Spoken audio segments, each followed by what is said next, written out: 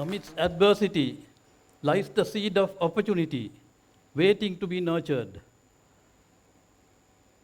Adversity, as we often refer to, is associated with struggle and difficulty. It is an integral part of life.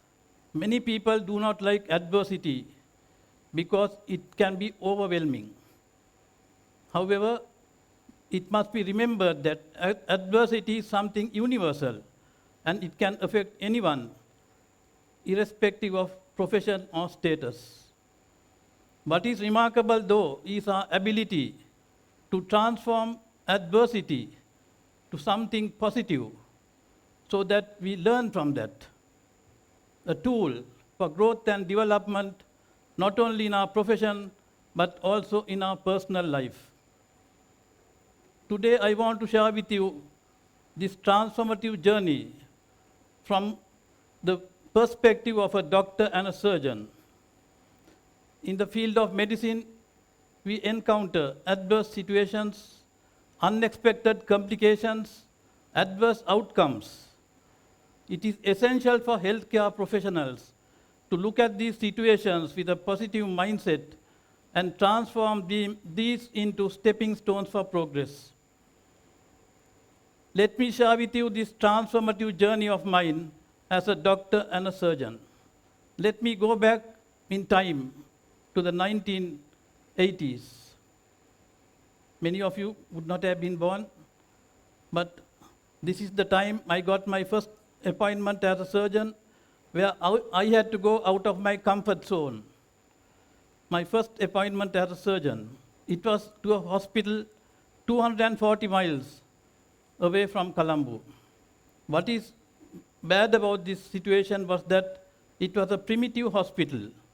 The facilities were pretty primitive, and the doctors were limited in number. This was the problem that I faced. And this was the problem faced by the doctor or the surgeon who was working in this hospital before I started working there. There were times when there was no anesthetist, and the surgeon was expected to perform his duties without an anesthetist, which was a very difficult task. It was so desperate that he quit the job, making the situation in that hospital even worse. And the patients had to face serious problems. On my return to Sri Lanka, after training, working and qualifying as a surgeon, I was appointed to this hospital. The patients who came to this hospital were the poor, the vulnerable, and the underprivileged group of people who had nowhere else to go at the time of their illness. Especially at the time of emergency, they would have had to travel hundreds of miles in search of a surgeon, and sometimes they would have even died on the way. This was the situation that I had to undergo when I took over as surgeon in this small hospital. There were two options that were available to me. One is to quit and go back, or to do something positive for the people of this area. And I decided to do that, to improve the facilities of this hospital so that the patients who were coming to this hospital, the treatment they deserved. They were the poor people. They should get the treatment they deserved. And I decided to be positive and took the initial steps of improving the facilities of this hospital. I, as usual, made complaints to the authorities concerned.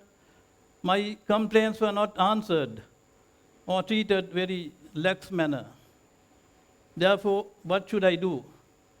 I thought of taking a positive step, going further and trying to improve the facilities of this hospital with the support of others. Because this is a very monumental task which I cannot do alone. It needed the support of the community and the funds, which I did not have. The hospital staff had already extended their support to me, but that alone was not sufficient to carry out this gigantic task. Therefore, we appealed to different groups of people in that area, people capable of providing funds, private organizations, social service organizations, the clergy, the armed forces, the police, and also to international organizations who were having projects in that district. They all contributed. There was a project run by Canada, and they helped in developing this hospital. So various organizations contribute to the development of this hospital, and we were able to bring it up to a certain standard to provide the facilities necessary for those people living in that remote area. The transformation that took place was astounding. That dormant, rural, dilapidated building was converted to a surgical hub where I was able to practice various forms of surgery, catering to diseases of all regions of the body. I began to see patients whom I had never seen before or read in textbooks of surgery. I documented all the cases that I had seen. I took photographs of the patients whom I treated. I made scientific presentations at academic meetings in Colombo, and I got recognition, the hospital got recognition, and more doctors were willing to come to that hospital to serve. It was truly an experiential learning, driven by teamwork and an unwavering commitment to the community, supported by the community, who became team leaders and were able to take up this challenge even after my departure from that hospital. As life unfolds often, war broke out in the adjoining district, spilling over into the district that I worked. War is universally recognized as an extremely adverse situation, posing complex problems which require rapid decision-making. The casualties arising from this war were brought into that hospital, and it was the duty of the healthcare professionals in that hospital to care for these wounded, whether we knew about the management of war injuries or not. As a medical student or as a surgical trainee, I had never seen or treated war injuries. But I couldn't let adversity lie on the way of treating these battle casualties. What will you do in such a situation? You have to learn. Learning is a continuous process. We do not stop learning at the time we graduate from our medical school or any facility. We have to learn continuously. This is the message. How do we learn? How do I learn in that remote district? I have a condition which I know little about, and I have to learn so that I practice the correct principles when I treat these patients. Otherwise, we end up with complications. So this was the situation. I had to learn. How do I learn in that remote area? I had to read, but there is no library. In that remote area, there is no library. There were no smartphones, internet, broadband. Google was not even born. I had to travel 240 miles to Colombo, to the medical library, refer books and journals relating to the management of war injuries, written by various authors during various wars over the world. I photocopied these articles, came back to my station, and I started adopting these principles whenever I encountered a battle casualty. That knowledge was also transferred to the team, my team members, so that we could practice or perform our duties as a cohesive team to give the best results to the patient. The defense authorities, recognizing our work in the small hospital, decided to improve it even further by supplying us with whatever that was necessary to treat the battle wounded. They decided to set up a new ward in that hospital, which was called the military wing of that hospital. That unknown small rural hospital became a center for the treatment of battle casualties. And on the day that this ward was opened, the chief of staff and the army commander, they graced this occasion as the chief guests and thanked us for what we were doing in acknowledgement of our services. We continued to work even better, and this was what happened to that hospital. Became a center for the treatment of casualties. As time went on, the battle got intensified in the north, and my services were required in the north as well. Going to the war front is not an easy task. I don't think anyone here will like to go to the war front. But the situation was dire, and refusal was no answer. I had to accept. When my service was required, I had to accept that challenge, and I decided to go the extra mile. There were no special planes to transport medical teams to the war front. We had to use whatever planes that were available. And the planes that were available were the old planes used by the Air Force, the transport planes which would carry troops, arms, ammunition, medicines, blood, provisions, everything that was necessary. And therefore the space was limited. There were only a very few seats for us to sit on our way to the north. The safest, not the safest method, but the fastest method. So therefore we had to sit sometimes on the floor, sometimes go standing, sometimes sit on whatever that is available. And I cannot forget that incident where I sat on a barrel, later to realize that it was a bomb. That was adaptation to circumstances in a war situation.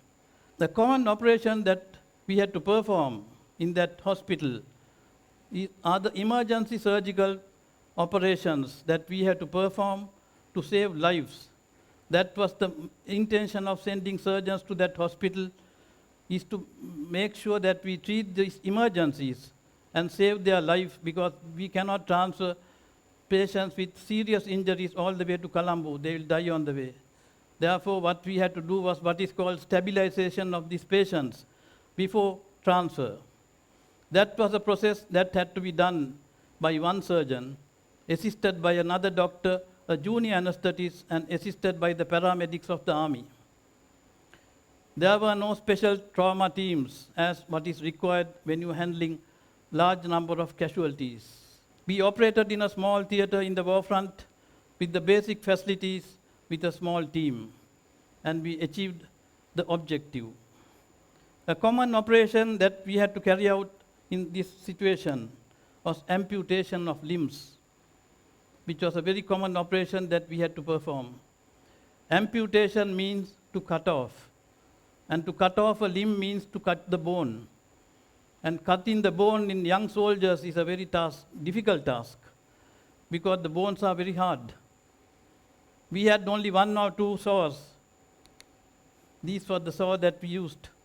1 or 2 of them in the operating theater to cut so many limbs.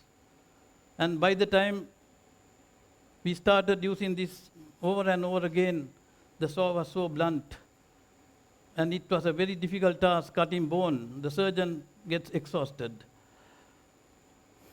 So on my next visit to that same hospital, I had to think outside the box and decide on something else that I should take so that I won't get exhausted when I had to amputate about 10 limbs a day.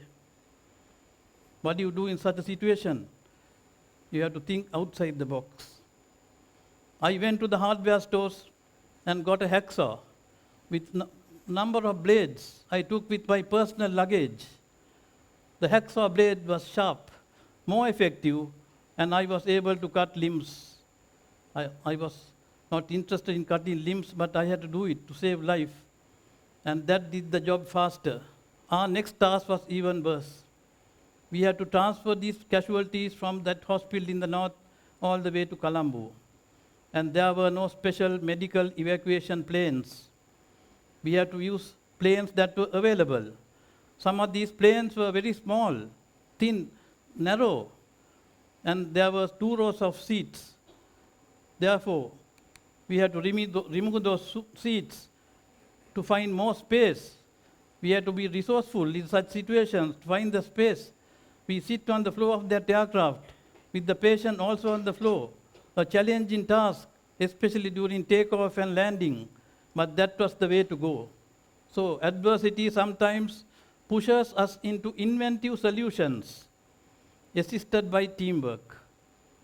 In my experience, adversity is a powerful teacher. When we are willing to learn, the key is to be resilient and prepare to learn even in the most difficult of situations. Adversity is the platform for growth and development, for knowledge gathering, to learn to adapt to situations, to accept challenges, and develop one's profession and personal life.